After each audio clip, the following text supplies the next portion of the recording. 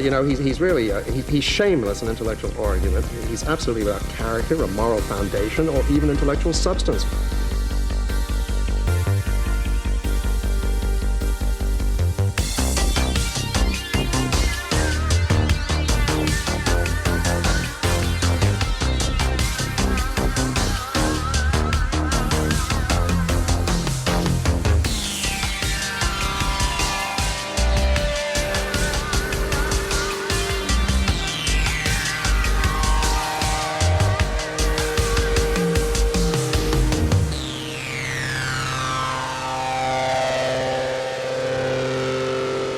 So welcome back to the Getting Lit podcast. Last time we talked about William Burroughs, and we were hating on William Burroughs in that episode. And this week we are talking about Ryunosuke Akutagawa's In a Grove, sometimes translated as In a Bamboo Grove, and the corresponding Kurosawa 1950 film Rashomon. What were our first impressions of In a Grove? Should I give a little bit of a summary of it first before we get into it, do you think, Fresta? Yeah, sure. Yeah. I mean, you could probably almost read the whole book and have still an hour and a half left. But just give the key points, I suppose, for those who haven't read it.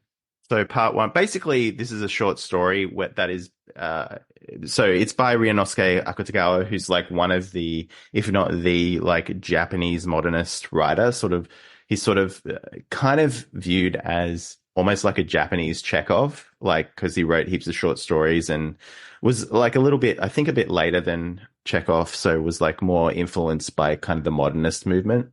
So he died in 1927, and he was sort of influenced by a lot of Japanese classics, but also some Western things like Edgar Allan Poe and Dostoevsky. I don't know if you saw the Dostoevsky in the bits that you read or not, but I feel there's a little bit of that in there. Yeah, I think I see what you're getting at. Yeah. Yeah. So basically a lot of his stuff often explores moral ambiguity and, the kind of dark side of the human psyche and stuff like that. But, so In a Grove, or sometimes In a Bamboo Grove. I like In a Bamboo Grove better as a title because it's just more evocative, Yeah. And more kind of orientalist. Yeah. So basically it's sort of presented as a series of testimonies. You don't get any sort of frame story, which you do in the Kurosawa adaptation. You get a frame story, but the short story itself, which was published in 1922, that just basically is a series of testimonies of what happened. So we start, basically a samurai gets killed in a bamboo grove. The woodcutter finds him. You get the testimony of the woodcutter. You don't get the questions from the police or anything. It's more the responses mostly of the people being interviewed. So you get the testimony of the woodcutter. You get the testimony of a traveling priest who sort of witnessed some parts of the crime.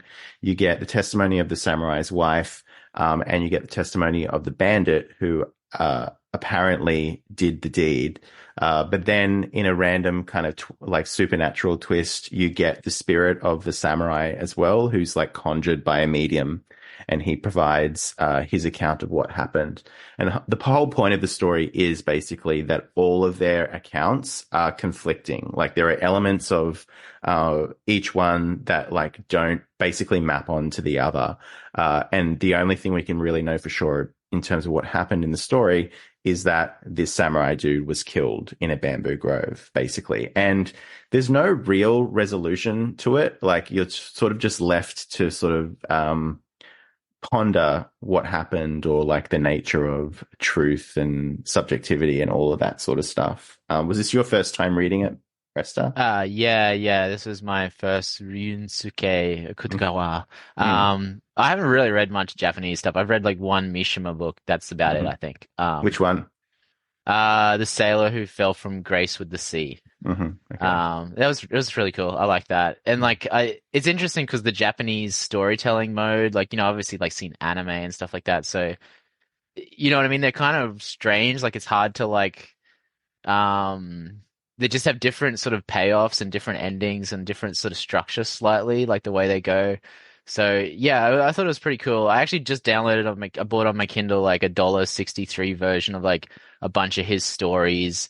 And so there is also one called Rashomon that Hmm. followed it, and it was like pretty cool too. And then a few others, Yam Gruel, the Dragon, and some Another other. famous one is The Nose, which is pretty good. They all Um, there's two of them that the Yam Gruel and the Dragon both are like the main character is made fun of because they have like a red nose or something like yeah, that. yeah. And the Yam Gruel, he has like a shitty mustache that all the Mm, other samurais make fun of him for. And hmm.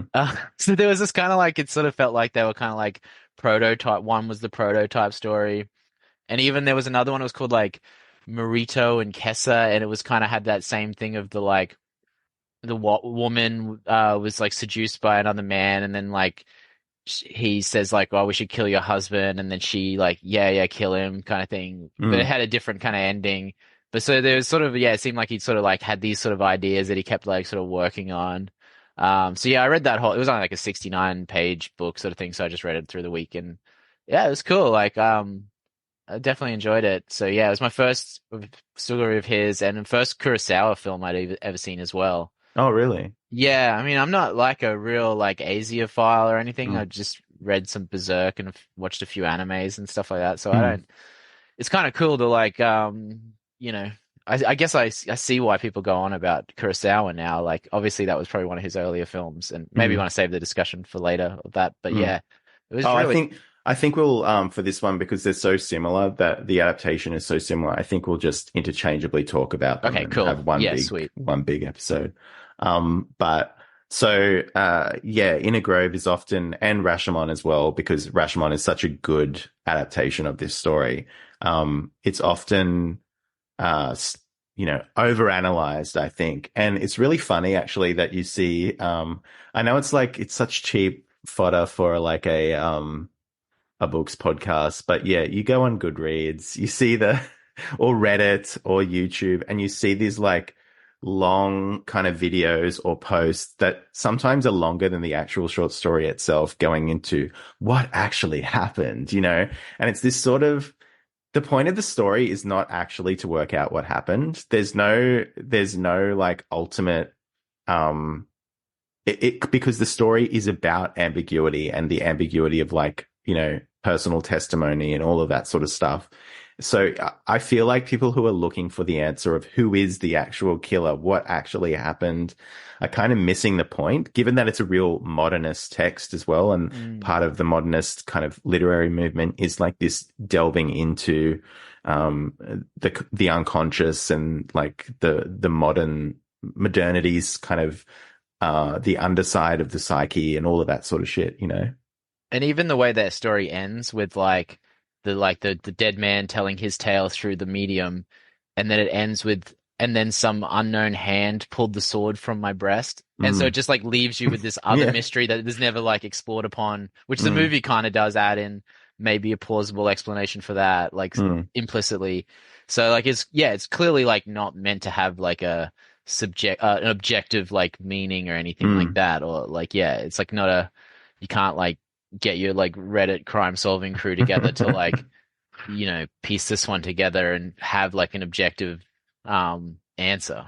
Mm. But at the same time, I feel like this story and the film as well, probably the film more so than the story, is often used uh, to make the kind of relativist point, like, there's no such thing as truth and all this sort of shit. And I always find that really, uh, I mean, I find it annoying because it's like even saying things like there's no such thing as truth is a truth claim, so it's sort of so Yeah, yeah. stupid to say that, but like it's often used to perpetuate this idea and things like standpoint theory as well. Have you ever heard that, like of that? Like, Standpoint theory? No, I don't know yeah, exactly know what that is. that's like it's basically a lot of the woke stuff comes from that because it's like as my experience Oh, as a yeah. gay Italian Australian,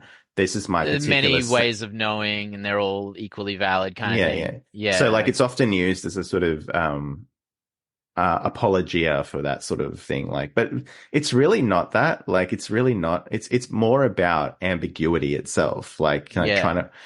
trying to work out what happened.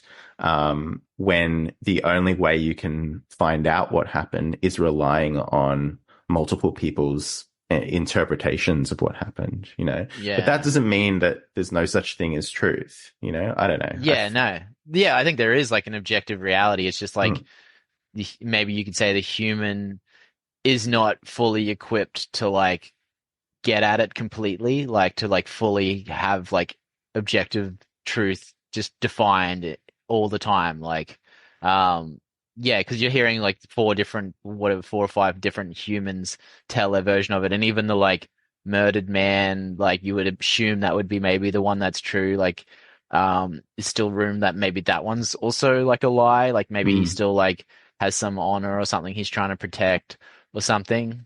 And Yeah, like the movie makes that more like expands on that a bit more with like there's the woodsman like at the end claims to have actually witnessed the crime, and then like like that other guy, and like the thing with the like woman's dagger goes missing where it's implied that he took the dagger but then he doesn't say it or admit to it, so like then you're all even like maybe his story is like a little sus as well.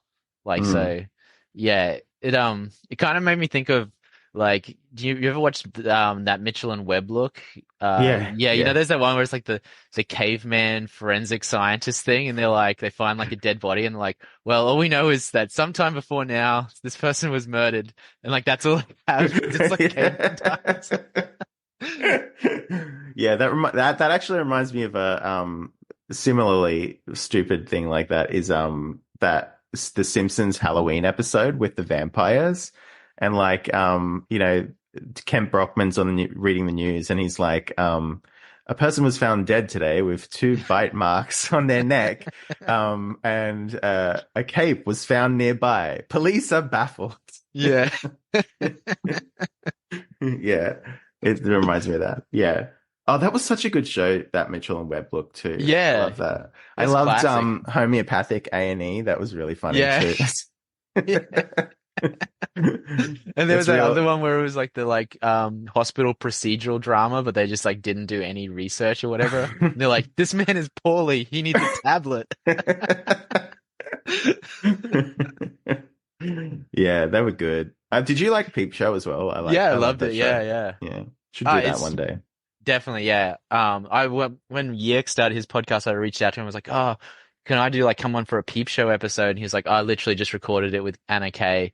And I was like, oh, well, that'll be better than I would have done it Oh. anyway. So, yeah, like that show is probably like one of my favorite shows of all time. Like, most British shows like date really badly. Like, Hmm. imagine trying to watch like The Mighty Boosh now. Maybe it's been Oh long my enough that God. it'll come back absurd and silly and funny Hmm. again. But I mean, I even like as a teenager, I liked Monty Python, and then I tried to watch it as an adult, like I watched The Holy Grail. I was like, this movie is dumb. Like, It's so stupid. Yeah. but Uh, I don't know, there's something likable about it still. But yeah, so Peep Show, definitely love that show. That's classic as. Even like the later series, it gets a bit like not as great in the last couple of series, but it's still pretty good, And it's good that mm. they're like, all right, let's end it here. That's enough. Well, Peep Show is interesting as well, like in terms of what we're talking about, because it is like I love the way that it's filmed, like because it's basically from the character's point of view, right? Like you get usually a fisheye lens kind of Mm, fully you're in their head sort of thing, and you hear the internal monologue of all the characters, and you see the conflicting motivations of people, and I think that's what this story is actually about. It's about um how people are motivated to frame themselves in a story, So it's like, the bandit, um, in some ways admits to some things that you wouldn't expect him to because you're like, why, your ass is on the line. Like, why are you admitting to the murder or whatever? But he's doing it in like, he wants notoriety and he yeah. seems kind of really braggadocious. So it's like, uh, he's doing it for that reason, and like the reasoning of the wife you can kind of it's less about what happened and more about unpicking the motivations for each character. I think that's like the fun part of it. Yeah. And because it's like Japanese, like the honor and shame thing just is like way more of a driving force for them to like why they would say those things. Because there's a little bit like as a Westerner, you're like, why would the wife say that she claims she kind of like killed him or something, like her claim like out of like an honor killing kind of sort of Mm. thing. Mm. And like as you're as like a Westerner, like why would you say that? But yeah, it's so yeah, you just don't know. Like, did she do that? Maybe. Mm. Yeah. And so yeah, so I think a lot of people yeah, that when they talk about this story, it's always like, oh, there's no such thing as truth, man, and like you're missing the point of the story, man. But Yeah. um but so yeah, like, and I like as well that it sort of does this. And also, this was very revolutionary at the time. This was like in the 20s. There's not a clear resolution, right? So we don't really know what happened, because of all these like this conflict of interpretation of the event. And that is like, I mean, that's something that's been aped and like it's very common now in a lot of media and literature, but it was, fairly I don't want to say subversive, but revolutionary for the time, I think. Yeah. Especially with with Japanese literature being very different to a lot of Western literature. Yeah, I just love this story. Like it's just so it's the ambiguity that gets me, that I'm just always like kind of mesmerized by it, that and it's not even, I think when I first read it, like when I was, in my 20s or something, early 20s, and I wanted to get to the bottom. So I understand that Yeah. impulse of like the Redditors and the YouTubers and stuff like that with their like, Charlie Day from It's Always Sunny, like trying to piece together everything that happened. But I don't even think Akutagawa knows exactly what happened, because that's not really, I don't think that was his point, Yeah, yeah, I imagine too, like that's the thing is like you're always trying to like, well, the author must know and they must have left the clues, but like that might not be what was interesting to him about it. Hmm. And you've written some stories and stuff like that. I'm sure sometimes you just write a story not really knowing where it's going to go. And Mm-hmm. even like you've heard like authors talk about like, oh, well, who was the killer in the end? And the author might be like, I don't even know, like, Mm.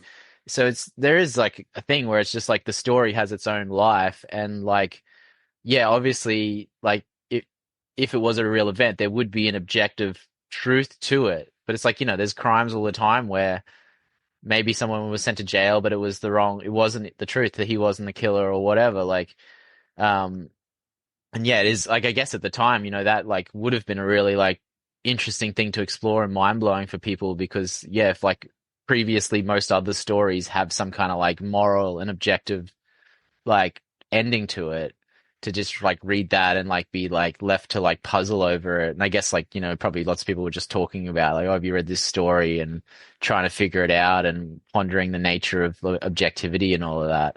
Mm. Yeah. Yeah, it's a great little story. You can find it. You can find all sorts of, I think you can find it online somewhere. It would be there because it's like, Yeah, I I'm think sure. 1922. It should be public domain.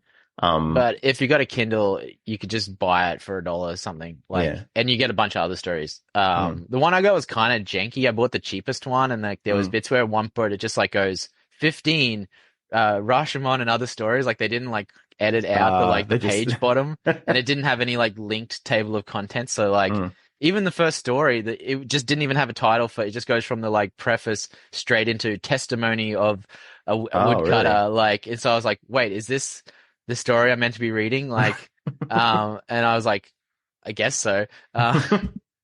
And then like the next one was Rashomon, which was a cool story too. Have you read that one? No, I haven't. And so that's what I wanted to ask you as well. Is that elements of that brought into the movie, the Rashomon A little movie? bit. Yeah. Yeah, well, because Rashomon is like a The gate and gate, like yeah, yeah. the thing that in the movie that they're sitting under while it's raining is like in Kyoto and basically was saying it was built in some time and then there was disasters and whatever's going on in Kyoto and it had come in disrepair and they didn't have the funds to fix it. So it become like a hangout for like criminals and people were dumping dead bodies there. Mm, And then it was like this guy who was like down on his luck and he was contemplating whether or not he should become a thief. Like he sort of didn't want to for moral reasons, but he like was going to starve otherwise. And then he goes into the gate to get shelter, and then sees something upstairs where the bodies are, and then he sees this woman who's like plucking the hairs out of like a dead body to make a wig, and he like confronts her, and then she's just like, well, this woman, she used to like sell snake to the soldiers and say it was fish, but they liked the taste of it. Like, but if she didn't do that, she would have starved, and so if I don't do this, I'm gonna starve. And he's like, well, you know. If I don't steal your clothes, I'm gonna starve. And he just steals her clothes and leaves her. Like, but he's like, when he first sees her there, like robbing the dead body, he's so morally outraged. He's kind of like, oh no, I'm not gonna be. It's like he forgot all thoughts of even becoming a thief or whatever. And so in the movie where the guy like they find the baby at the gate, and then like that guy's like takes the kimono that it's under it and stuff. I guess that kind of is like where that sort of aspect of the story comes into it, because he's just like, well, someone else was just going to take this kimono if I didn't take it. So yeah, there was a little bit of that for sure, and obviously the setting of it, because in a Grove story that they're not sitting under that gate or anything like that. Yeah, that was actually I think on Kurosawa's point in adapting this, that was actually a really good way to sort of ground it, because if you just did a straight adaptation of In a Grove, it would just be, I don't know how cinematic it would be, because it's like, so getting at least a couple of people who are involved. So you have the priest and you have the woodcutter in one place, and then them telling the story kind of is a good way to frame the narrative, I guess. So I'm guessing that's why he did that, because I don't know how it would be quite difficult to film in a Grove as it is, just a straight adaptation of it. Yeah.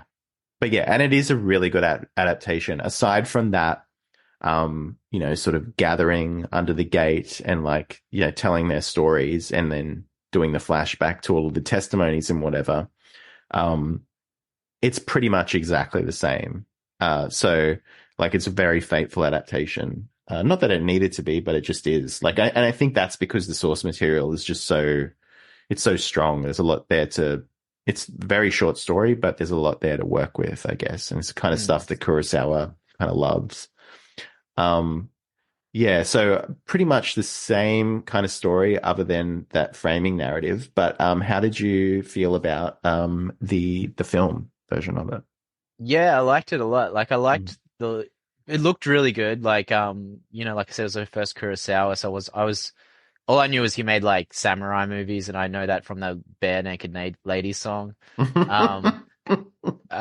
I liked a lot as a kid. I remember buying that full album from them, Stunt. That is a very informative song. Like, it tells you so much about pop culture.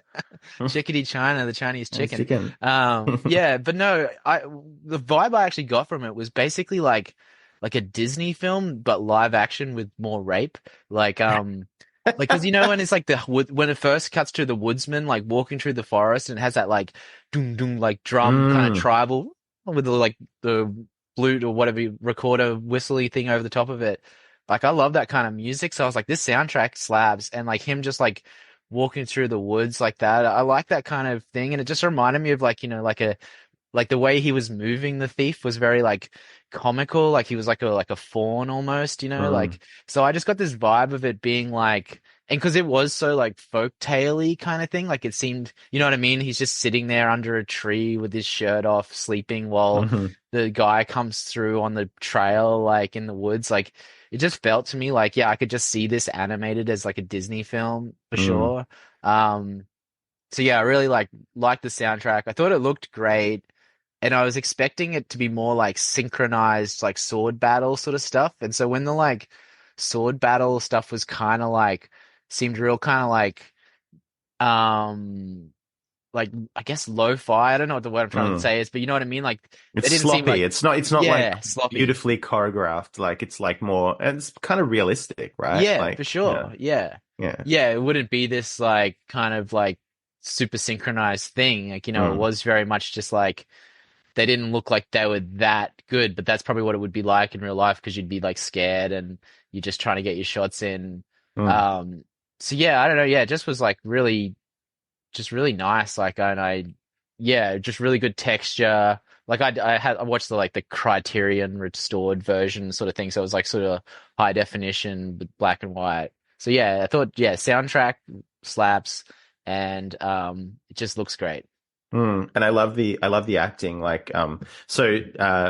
Toshiro Mifune, who plays the bandit, he's like in so many of Akira Kurosawa films, and you can kind of see the love that he has for him as well, like because the way that he films him and he just lets him kind of go off, lets him cook, so to speak. Yeah.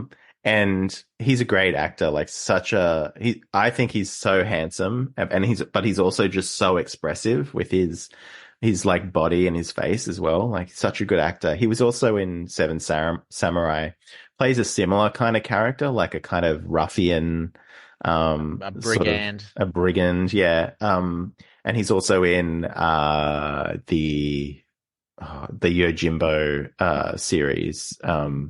So Yojimbo is basically the basis for the Clint Eastwood spaghetti westerns that Sergio Leone did. Like a few dollars short than those ones or something. Yes, yeah. Yeah. So that's a really good film too, Yojimbo. Like if you go see that, I'm gonna watch some more Kurosawa. For sure. Yeah. I want to see like how it sort of progressed, because I'm imagining he does have more choreographed samurai sword battle kind of ones and stuff like that. I'm guessing Seven Samurais is a lot more like that. Yeah. But even then, it's kind of a little bit more psychological. Like so, Yojimbo, for example, which is like another Mifune vehicle.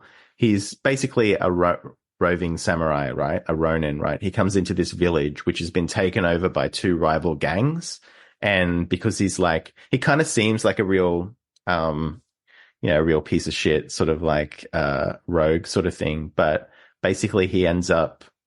I don't want to spoil too much for you because it's a nice kind of movie to watch, but like he basically plays the gangs off each other. So like there's fight scenes and stuff like that, but it's also like High Plains Drifter kind of thing. Like I can't remember the story of that one, but I haven't seen that many Clint Eastwood movies, like westerns, but that was one I saw ages ago, and it's like he comes into town and like there's some sort of history there, and like there's something like these people are all scared of these guys getting out of prison, and then he like makes them paint the town red, like they literally just have to paint the whole place red, and then he just like lets them be like slaughtered kind of thing, like 'cause he's like got a vengeance to quell. I don't know, it's been a while since I watched it, but I always hear like Glenn on Rare Candy talking about it, and I'm like yeah, that's right, that is a sick movie.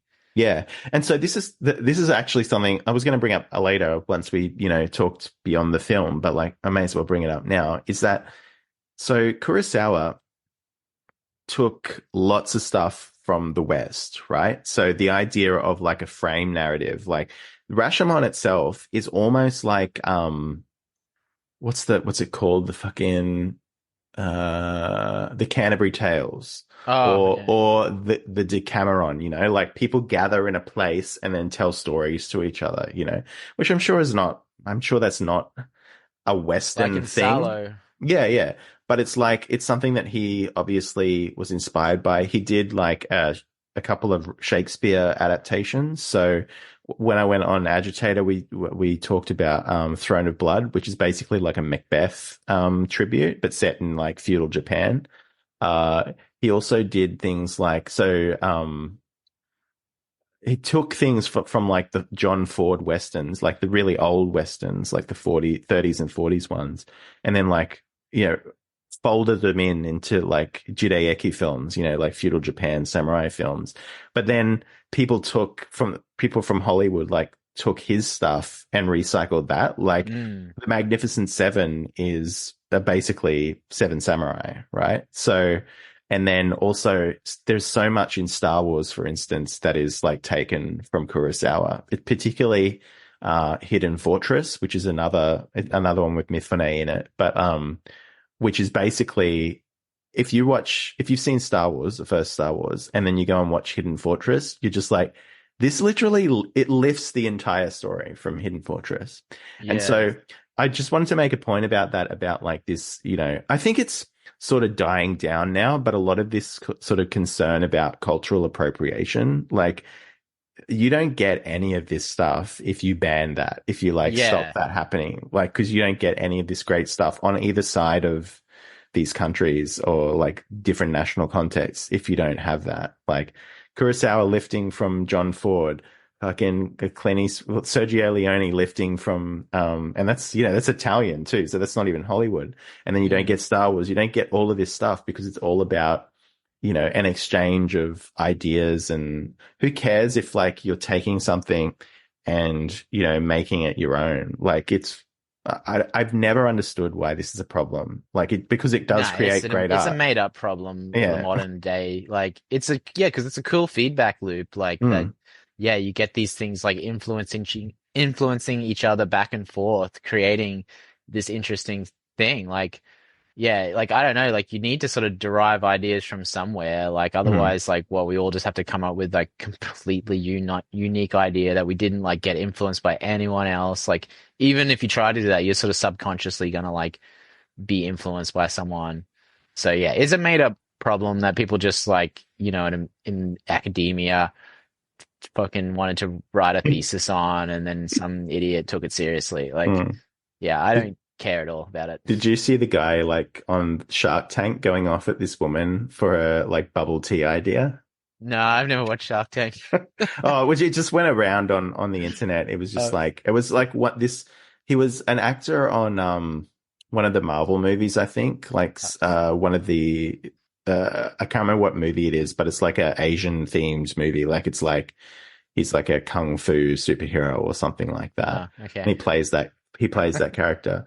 And then he was like just berating this woman because she had this idea to like, I think she was like putting bubble tea in a can or something like that. And so, the premise of Shark Tank, right? You go to people to invest.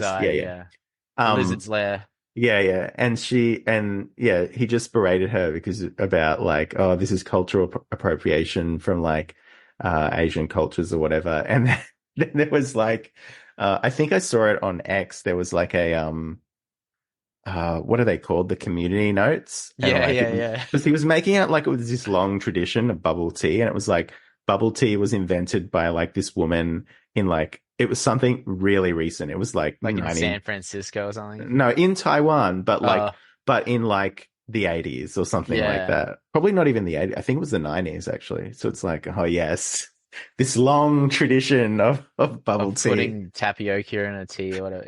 I hate the tapioca balls. Every time I get a bubble tea, I just like spit all those out. Or like really? ask them. Yeah, I don't like them. I find the sensation of them is like annoying. It's like that thing where you just can't stop chewing, and then it's like this moreish feeling where it's unsatisfying, but like it kind of like you can't stop. And then I don't. So I just like I get like the chocolate milk tea, and I just like no, don't put any of that fucking tapioca shit in it. That's the only one I ever get, or a matcha. But yeah, matcha's good. Yeah. Glenn is so right too about like bubble tea. That means it's your neighborhood is gentrifying. It's such an astute observation. They call it boba in the US. We just call it bubble tea here. I don't. I've seen them say that on the thing, but I don't say boba or whatever. Yeah, I'm guessing that's just like a Japanese-ification of bubble or something. Maybe. Instead of bubbaroo or whatever. But what was I going to say? Oh yeah, bubble tea as well. Like I feel it doesn't taste really sweet, but I feel like it has so much sugar in it. Yeah. Like probably more than a soft drink. Have you ever looked at like if you go to like an Asian grocery store and you look at any can they have in there, like it'll just be like apple juice. It'll be like 79 grams of sugar or something like in there. It's just crazy. Like all of their drinks are just so crazy sugary. And then like, it's just weird. Like, I mean, I guess like, you didn't used to see that many like kind of fat Asians. And now I feel like, like the stereotype, like the George Carlin stereotype of like a dumb American with a backpack on that's like got a milkshake in his hand, and like that's Chinese people now. Like they've become that. Like that proves that they're like fully confident now. Is like they've become the new US is like they're like, and those people are dumb. Like you talk to them, they just watch Marvel movies and don't know anything. Like maybe they like are a doctor or something, but they're still fucking dumb. Like. So like I get a lot of that too, because where I live in Melbourne, I live just down the road from the convention center, Melbourne Convention Center. So, and that's where they hold PAX, which is like a big gaming kind of convention that's also where they hold like all of these other things like Supernova or whatever the nerd, Yeah. game. Hotel. Yeah. Um, so they hold, and it's always because I usually go up for walks just to the kind of south side of the city and walk around, and then just swamped by cosplayers, and it's like a lot of it is like fat Chinese people with bubble tea and backpacks and Yeah, so they're just chowing down on seed oils and sugar and stuff yeah, hard. yeah. But that's because their diet got ruined because they westernized, I guess. Maybe Yeah. that's what it is. So because that used to be a thing as well, like that people would be like, how do they eat so much rice and stay so thin? You know? Yeah, maybe it's like all the scorpions and shit they were eating has some like property that Hmm. like helps you lose weight, and now it's just like it's seed oil, flat chicken, and boba teas, and like the Well, desserts too. Like the Asian dessert stores are hmm. so crazy, like those Korean ones, and what's the one with like the Korean ice kind of dessert thing? Ah, yeah, I yeah. forget what it's called. It has some Hmm. name. But yeah, like it's so crazy sugary. Hmm. But yeah, and anyway, back to Rashomon. Um, Yeah. Yeah, what else to say about this? Yeah, the acting is really good, but also in that you'll see this in when you go and see other Kurosawa films, is that it's a product of the times, but it's also a very particularly Japanese style of acting as well, like the overemphasis, and there's parallels to this in films of the same time in like Hollywood and stuff. Like people are more expressive, like which I like better than Mm. your mumblecore bullshit that we have now, which is like, oh, it's a great performance because they're being really understated, and they're like a kind of sort of wound coil or something like that. I am sick of wound coil acting. Give me Yeah. expression, baby. Yeah, Like yeah. Ham it up a little bit or yeah, something. yeah. Give me something. Yeah. Um, so yeah, the acting is really good. But it is it's of a particular style, that, you know, mumblecore Zoomers might not like, but it's good. I like it. The tagline of the movie goes hard too. Hmm. It's like a man is murdered, a woman is raped. What happened? And that's the thing as well, like with I think to a lesser extent with the story, but with the adaptation and this story, this kind of thing has been adapted too. Like, you'll see this in episodes of TV, and like, this idea of the Rashomon effect, right? Like what really happened. That's what like gets people in, and then you get, but so I guess that's why people try to work out what happened, because it's like it invites you to be the sleuth, because it's not like you see a detective investigating it. It's like it puts the audience in the Yeah. detective kind of role in a way, but you can't ever unpick it. Like, so you're never going to solve it. So it's kind of like, um, yeah, it's kind of like edging you but not finishing you off in a way, like Yeah, it's yeah. sort of it's kind of and again, that's not the point of the story, but it's a good, like, it's good marketing basically is what I'm Yeah. saying. And if So there was like an objective, like this is the murderer here, this is what happened, maybe like people would have just forgot about it like in 2 years or mm, something, and like you wouldn't still be talking about it. mm, yeah, definitely. um there was some stuff that they did when they were filming this, like there is one shot where Kurosawa films directly into the sun. Mm. um And yeah, for the time as well, lots of really unconventional camera angles and framing, and there's a lot of long takes in this. Kurosawa is a big fan of the long take. He does this in like some other films as well. And that kind of incredible like level of, there's a lot of detail in those shots as well. Like when he's doing those panning shots and like back and forth and everything, you can just imagine that like he's really meticulous, and like everything in every like, very deep focus as well. So it's not like one thing is in focus. He'll like have, you'll see everything in really clear focus. So it's really great to watch, like you said, like, and that's, I think you mentioned something about the textures. Like it is really textured because of that kind of deep focus when he won't someone will be talking and it won't just be them. You'll see the background completely like really clear as well, which is quite a feat for a black and white film as well to like have that of this age to have that sort of clarity. Yeah, for sure. And even like the bit where they're cutting through the like grove or whatever, and like the camera's following them, and like all the leaves, like that looked really great. That like just like looked like a Werner Herzog film or something, you Mm. know, like Fitzcarraldo, Akira when they're like trekking through the jungle and Mm. stuff like that, and kind of like guerrilla style, you know, like so. Yeah, it was definitely like you could see this probably did influence a lot of people, like, and if you'd seen it in the day, like compared to what other movies probably look like then, with just like interior sets or whatever, like yeah, it was would have been like pretty mind blowing. Mm. Is there anything else that you can think of that does this sort of thing where you're not entirely sure what happened and they're trying to present the different accounts? Um, Good question. To be honest, nothing's really jumping to mind. If I thought about it for like 24 hours, maybe I could come up with something. But yeah, I can't. Ugh. Like I'm sure there's probably like individual episodes of TV shows that are like this and stuff. But Yeah. yeah, nothing I was specific gonna I can think of. I was gonna say there's a lot of TV show episodes like this. So there's a King of the Hill episode like Oh this yeah. where the burning down of the firehouse. And it's from everyone's perspective with that one. And in every one of those stories, you know, like I can't even remember who the characters were who were telling the story, but it's like Hank, Dale. yeah, Dale. Everyone is they're the hero of the story. Like it's Yeah, that yeah. sort of like you can play that for a lot of comedy, right? Because it can be so you're self-aggrandizing yourself, like main character syndrome, basically this kind of thing.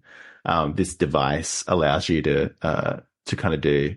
That's the only thing that I could think of, but I feel like it's been done so many times in so many different films and TV shows. But yeah, like it's a definite thing to the point where there's also been um, this thing called the Rashomon effect, which has been used in like court cases and stuff like that. I'm just trying to find the exact kind of definition of it or some like examples of it. Well, I'm sure like The Simpsons have done it, and Mm, like I can imagine, like I'm not thinking of a specific example, but I can imagine most of those shows though would also then give you the objective truth at mm, the end though. Like they would have like all the characters tell their story subjectively, and then there would be like an objective perspective of what actually happened, and maybe they're all like slightly off sort of thing. So that's because like I don't know, I think that'd be like the hard thing for like most people to resist is to not then inject the like actual facts of it. yeah.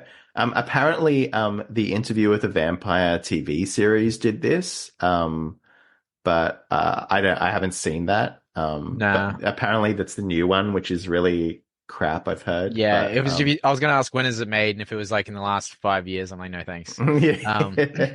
I love that movie though. oh That movie yeah. is great. Well, we talked about it too with like Queen of the Damned, like how just Yeah. trashy that is, but it's such a like fun movie. Yeah, yeah. Um, Oh yeah, we do need to do Queen of the Dam. That'd be I got the great. book, like I'll read Yeah. it. Yeah. But also this gets into the Rashomon thing, gets into like the old standard, you know, unreliable narrators and stuff like that. Mm, Um, and I mean, I find unreliable narration.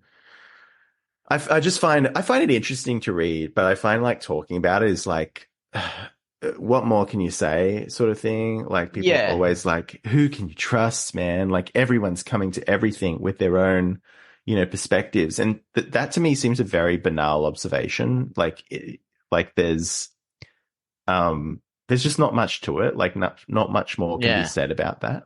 It's Like, like, yeah, the narrator's unreliable. Okay, well, this is what was written down, so I'm just gonna. That's the story. It's like, yeah, yeah. like American Psycho or Pale Fire or whatever. Like, yeah, the narrators are unreliable, but it's like, well, it's what's written down. Well, Pale Fire Mm. is more of a like a meditation on that, and it's quite Mm. obvious that the narrator is unreliable and stuff like that. So it's maybe more interesting in that context. But it's like, yeah, I don't.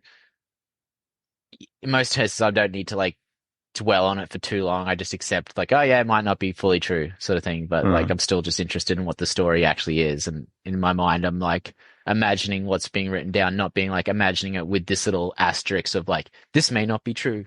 You know, it's just a story. It's fiction. It's not Mm. true anyway. Like, Yeah, exactly. That's what I think. That's what I find so annoying about all of this. Like, what really happened, dude? Like, is that nothing really happened? yeah, It's a story. yeah. Call your dad. Stop worrying about this nonsense. Call your dad. Call your dad and tell him to watch Rashomon, Yeah, and then he can talk to your dad about it. Yeah. yeah. It's a very sexist movie too. Oh yeah. Yeah. So sexist. I was like just joking with my fiance last night. I was like, yeah, see, this is what movies were like before the woke mob took over. How would you Uh, say it's sexist? well, just a bit where they're talking about the wife's tale and stuff, and they're like, women cry to mask their lies and stuff, and like something about like a woman, like you know how she's like, well, she's been with two men, so she's like she can't even live with her shame and stuff. Like it was just like a lot of like little subtle things. Like I guess that's just like it's probably not even that different in Japan modern days, really. But Mm. yeah, I was just like thought it was funny. Like it was kind of like, oh yeah, a lot of you don't see that so blatant in movies generally. Mm. Yeah, I also think that a good thing about Kurosawa as well is that a lot of his films he does give, there are comments like that like the woke mob will not like, but he does give a lot of his female characters a lot of depth, Yeah, like even if it's not, because obviously a lot of these films, like Kurosawa did modern films, was films set in modern times too, but a lot of these like Judaic films, they women weren't women had no rights yeah, basically.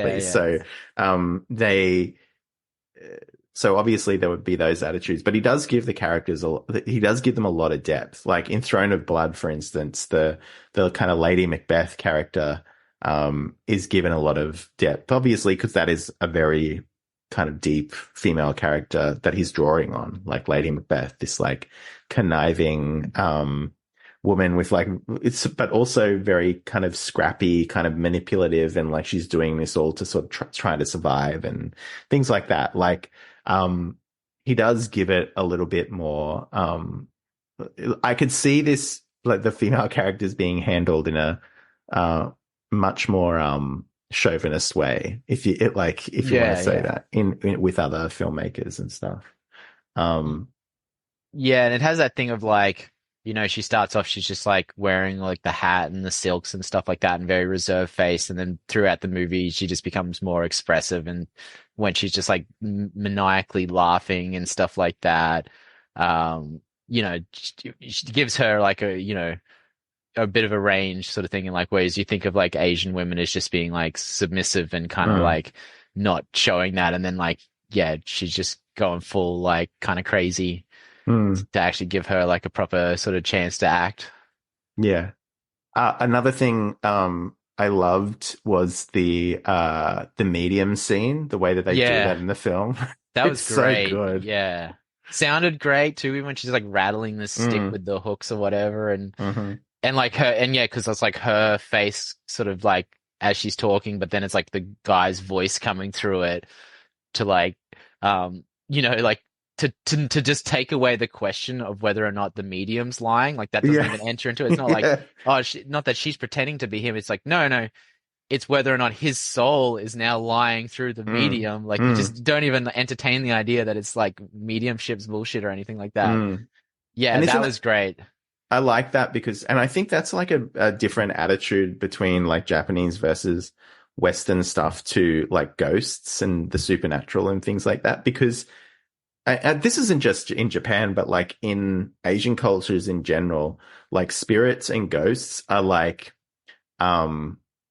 they're almost way more physical and like worldly than they are in the West. Like, you're diaphanous and like kind of, ooh, you're basically just a wisp of wind when you're a ghost in most Mm. Western stories.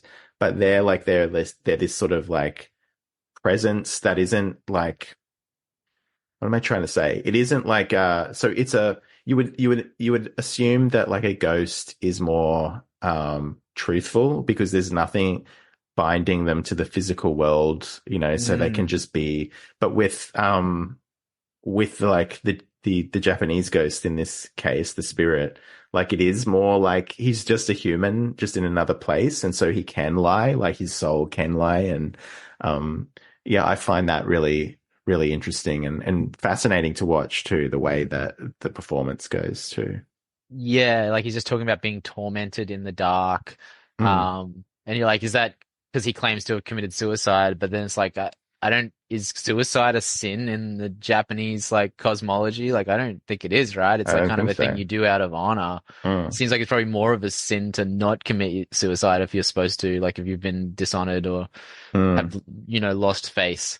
Um, yeah, it's definitely interesting that it would have like material world kind of motivation still, even Mm. in like that one guy's like dead men tell no lies, and the other guy's like, no, I know he's lying. The guy who claims to have witnessed the whole event. Mm. Yeah.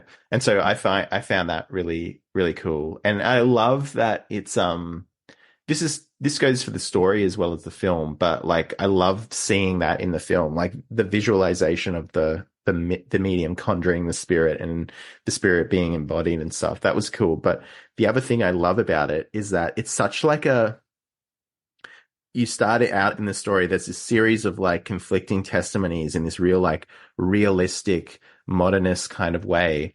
And then it's just like, oh, and here's a ghost. Yeah. And I just love that. And like, that's just so quintessentially Japanese too. Like those weird, Kelby and David talk about this, like in Japanese, art, there being like these weird tonal shifts sometimes. And that's not so much a tonal shift, it's just like a whoop, here's a ghost. Yeah. you know, Have you seen A Field in England? I have not. Oh, I just feel like that movie feels very inspired by the medium scene, like the way like the wind is like you can hear like that wind Yeah. sound, and it's kind of like the lips and stuff don't match up exactly with the like way she's talking. Because in that movie, there's a lot of like just wind blowing and like whispering, Mm. like a guy's talking, his lips don't seem to be matching up with it, but then it's coming through as this like clear whisper. Um, yeah, I don't know, and it's all black and white too. It's obviously like sort of different. It goes off on a different sort of tangent as well, and pretty like psychedelic and strange. But yeah, I just like watching that medium scene reminded me of A Field in England. Okay, Fielding. Do you know who the director is? Yeah, Ben Wheatley. Okay. He did the High Rise adaptation. He's got this other movie called Kill List I haven't seen, but yeah, A Field in England's interesting. It's a kind of like yeah, it's just it'd take too long to explain, I think. Okay. But it's cool. It's interesting. Mm. It's worth a Okay. watch for sure. Mm. Um, yeah, but I love that when because you would expect you could expect this in like in a more, I don't know, more formulaic generic story or something like that, but then this like meditation on truth and subjectivity and stuff like that, and at the end it's like, oh, and then there's a ghost. I just love that. Yeah. It's just so Yeah. cool. Like, um yeah, did you have anything else that you wanted to say about this movie or this story? Um,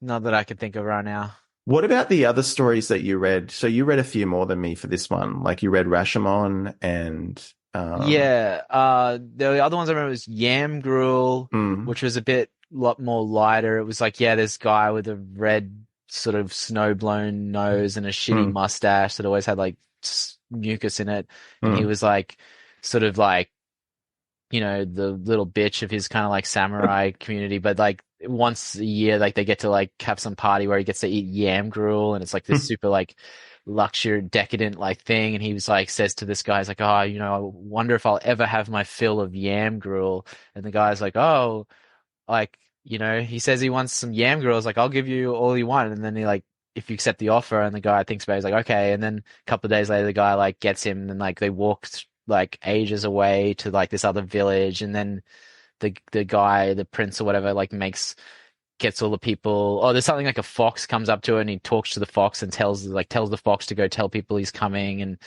then like they get there and they're like, yo, the craziest thing happened. This woman just started talking like she was a fox and said you're coming and you'd be bringing someone. And then they make like all this yam gruel. And then, but then as the guy's like watching them prepare it, he's like, feels like he wants it to be like denied the yam gruel.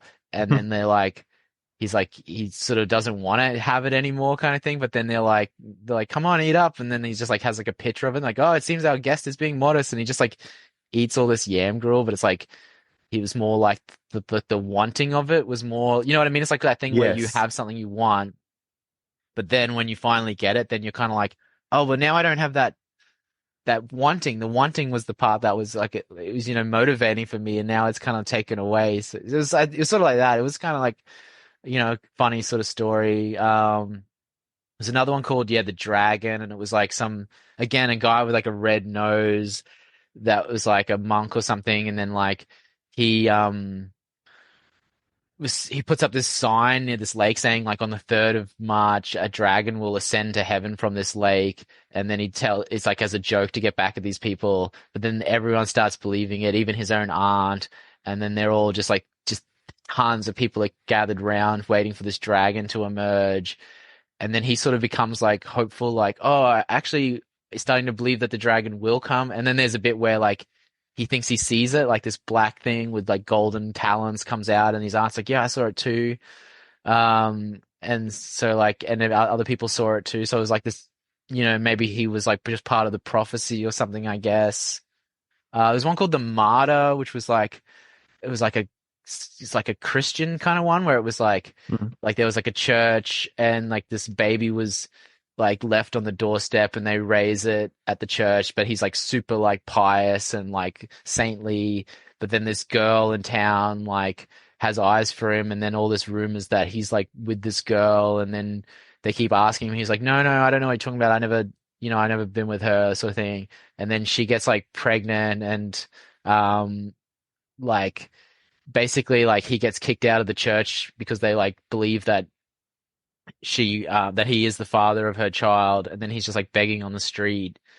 And then like basically they're like, and he never comes to visit the baby kind of thing. And she's like a Christian too. And then her house burns down, and he comes and like saves the baby, but then it gets kind of like crushed in the like house, but he's able to talk. And then like his breast gets exposed and realize it was like a woman the whole time, and like it was obviously not the father of the child kind of thing. But like and she's like, yeah, I lied because like to get back at him because he didn't pay me any interest, and my father was Christian. I didn't want him to know that I was with the heathen boy. Like keep referring to all the like non-Christians as heathens. So it's interesting. It was like from this like Christian perspective. Then it also like had like footnotes where it sort of claimed to be based on like an actual historical record. There's a couple others as well, and they're all like, you know, they're all pretty short, like 20 pages kind of max, so you can sort of like burn through them pretty quickly. Yeah, they're great. I always love like Japanese stories about like Japanese Christians, because like they're such a minority there, like especially the ones during kind of the Tokugawa era and stuff, or just after that. And I also love when Japanese people take Christian iconography as well, like, and just make it like, it's so funny because it's like, it becomes like, it's very, it's this remixing thing that we were talking about at the top, you know, like the appropriation and like remixing it from your own point of view, because they just make it really metal. Like, I mean, I think Christianity is pretty metal anyway, like when you think about it. Like, I can't remember who was saying this. I think someone was saying this on a podcast. It might have even been on the one you just recently did on Rudolf Steiner, on Rare Candy, where like Christianity is like, basically it's so metal to wear like a cross around your neck, because it's just like, it's just so, it's so hardcore. Like, Yeah, well, it's like, like Black Sabbath is like a Mm, Christian rock band essentially. mm, Like it's mm, always like, as Jack Mason's made this point many times. It's like they're always running from the devil. Like that's mm, what's like cool about it is the devil's presented as this actual scary thing, not like we worship the devil. It's like we're terrified. And I mm. remember realizing like I thought like, Black Sabbath, like the image is like, oh, it's satanic or whatever. And I thought that, and then I was like listening to the song After Forever. And the lyrics are like, do you ever think about your soul or can it be saved and all this stuff? And I was like, what Mm. the hell? Like, wait, like, is this actually, um, and there's some other things like some other lyric in there like makes it more explicit where you're like, whoa, they're actually like kind of coming from like, yeah, a Christian Yeah, framework here. And kind of yeah, like crypto goths have Christian. always worn like crosses. And I remember as a teenager thinking like, wait, so goths are Christian? And you're like, oh no, they're sort of more just being like dramatic and some of them are, I guess, but like um, it is kind of metal, like, like there is definitely like the Bible and stuff has got, I'm sure, heaps of stories that would just be like hardcore, kind of Mm. like fire and wrath and stuff like that. Yeah, but Um, then what I'm saying is that then the Japanese yeah, remix that and like just reinterpretation. make it Where even you end up with more like the like Godzilla Christmas tree and stuff like that. yeah, and then so like the shit in, for instance, like Neon Genesis Evangelion, like is just there's so Oh yeah, much with the like Chris, angels and stuff. yeah, there's so much like Christian iconography that is like it's just it's just a little askew and like a little bit more elaborate that makes it like really um yeah, it's just really cool to see it reflected back at you. I feel the same way when I go to the US and I go to Outback Steakhouse. Yeah. Have What's you that ever like? Is have it you ever good? been? I've never been to the US. Oh, okay. So it's so funny because it's like first of all, Do you get a bloomin' onion? I've never heard of a bloomin' onion in my Yeah. life until I went there. Like I was just like, we don't have this. Yeah. We Sounds good. Yes, it is good. Like it's really tasty. And actually the steaks were pretty good as well. But I'm just like they do things like surf and turf kind of stuff, and like all of the names of the menu items are so like ridiculously like parodies of Yeah. Australian stuff. Like I remember it was really funny actually because I can't remember what the menu item was, but it was a seafood. It was like a surf and turf type of thing, but like it had. It was called like a Canberra or something. And I'm like, Canberra is a landlocked city. It's nowhere near the sea.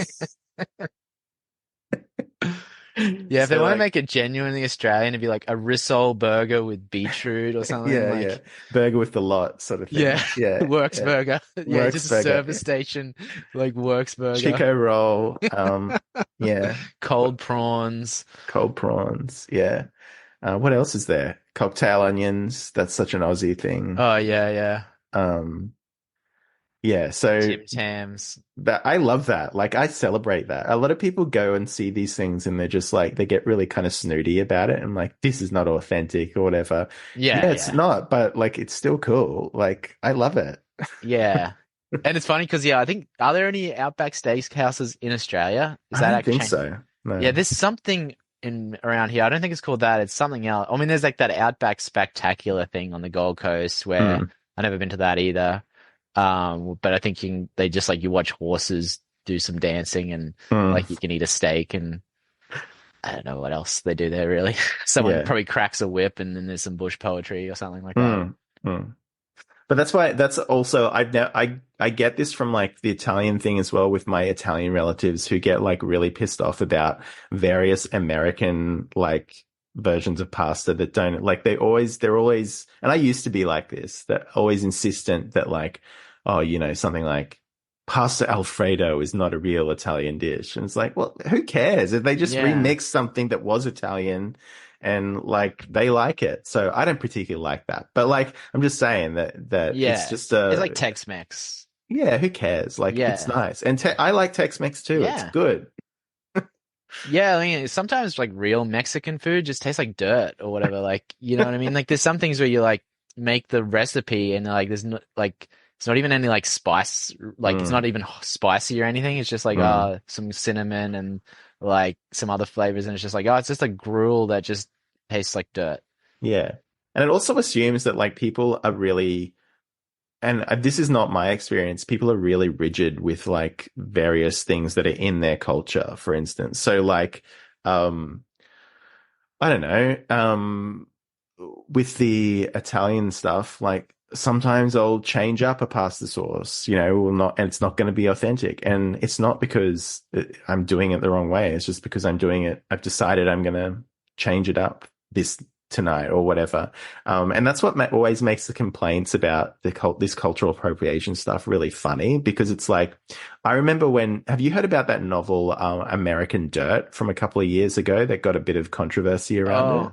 Sounds familiar. What's the deal with that? It was basically this white woman who wrote, a story about like a Mexican woman like fleeing the cartels up into the US, right? Like hopping trains with her kid and shit like that. And people got really pissed off with her. One, because she wrote the book and she was a white woman. But two, it was really weird, like the complaints about authenticity.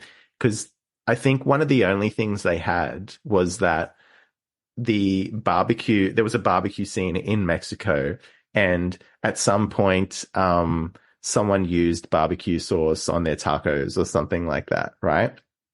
And these people were like making this big deal about it and how it wasn't authentic. Like Mexicans would never do that. And it's like, well, maybe this Mexican does. Like why does that preclude someone from like, being an individual? You know what I mean? Like, Yeah, and I imagine they would. Like if it's like maybe that's barbecue sauce is nice. Like you put that stuff on whatever, and it's like that whole craze of people that just like you open their fridge and they just have like 30 hot sauces, but like no like ingredients or anything. Like just like I'm sure that happens down there. They're like, oh, I like barbecue sauce. I'm gonna put it on my taco, and I'm gonna put whatever other pineapple on it or something like that. Like, yeah, like otherwise, what you're supposed to just stick to the like stereotype then, like, because then you'd be in trouble for like, oh, she put Cholula sauce on it or something, and it's like, and see, this is the thing that the Japanese are really great at. They'll take something and like take even something that is very traditional from them. They will incorporate like other things into it, like cheese on sushi, or like Korean food. They have like pasta and stuff. They'll put in some Korean dishes.